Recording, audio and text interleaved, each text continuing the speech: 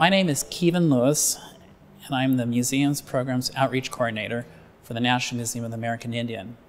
At the museum, I oversee the Artist Leadership Program, which targets individual artists for the Western Hemisphere. It also targets museums and cultural centers here in the United States and Canada. We've been doing a prototype here at the Institute of American Indian Arts to target college students for a one-week visit to the collections in Suitland, Maryland during spring break.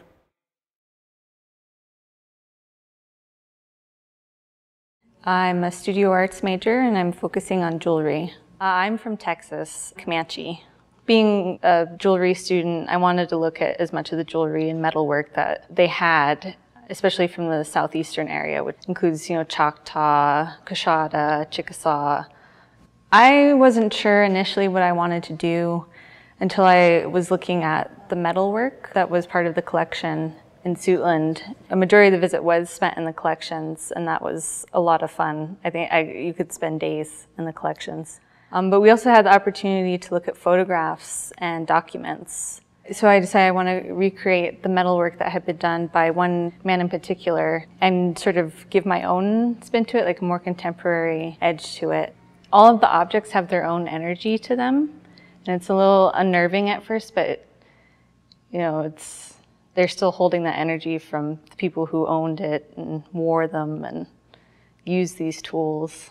Going by the tools we have now and how easy those tools make it, it was just interesting to think about, back in the 1880s when these objects were made, they're able to make work that is amazing, but they didn't have the same tools that we do now. So I wanted to look at that and try to figure out how they had done it at that time. So I'm doing a small collection of metalwork and jewelry work specifically. So I'm going to be doing cuffs or upper arm cuffs and earrings and headbands. I'm using both the Fab Lab and the Jewelry Studio. I found there's ways to manipulate the metals using the laser cutter that you can then take to the Jewelry Studio and finish. A lot of the jewelry I saw was very simple, and I try to do that with my work. And a lot of the work there fit exactly that. It was just, chased lines into metal or very simple stamp work. So I'm trying not to go too far off of that and to keep it as simple as possible.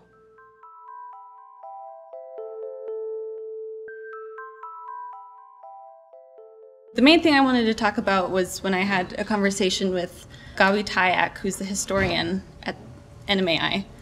And she's worked on a few projects, including the Indivisible project, which I wasn't aware was quite controversial at the time, but it was interesting talking to her because my family history is not so clear-cut as most people's is, as a mixed-race person. My family was never on reservation, was never really part of that.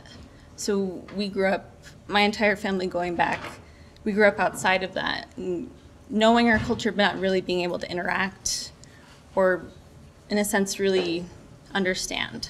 So I had a very long conversation with her about that and what all of that means, and kind of trying to explore my family history that way, because it all started with a story that my grandpa told me, which when he was a kid, so this would be early 40s, having a memory of his mother and his grandmother getting into an argument.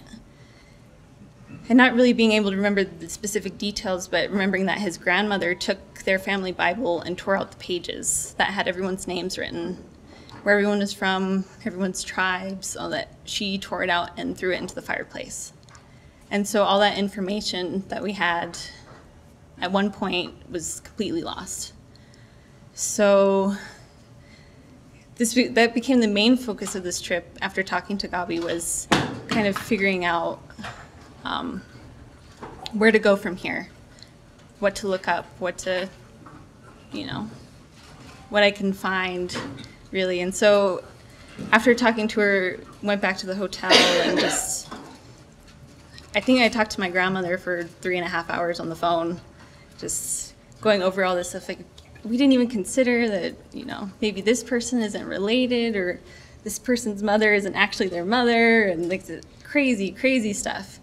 And so I started researching that night into family history using like Ancestry and all those other databases, and it was intense. That's one thing I can say about the Artist Leadership Program is if you're not prepared to confront things about your family and about your culture, you know, you're going to be scared off. So you got to be kind of strong-willed and willing to, you know, be open that what you know might not actually be the truth about your culture and about your family.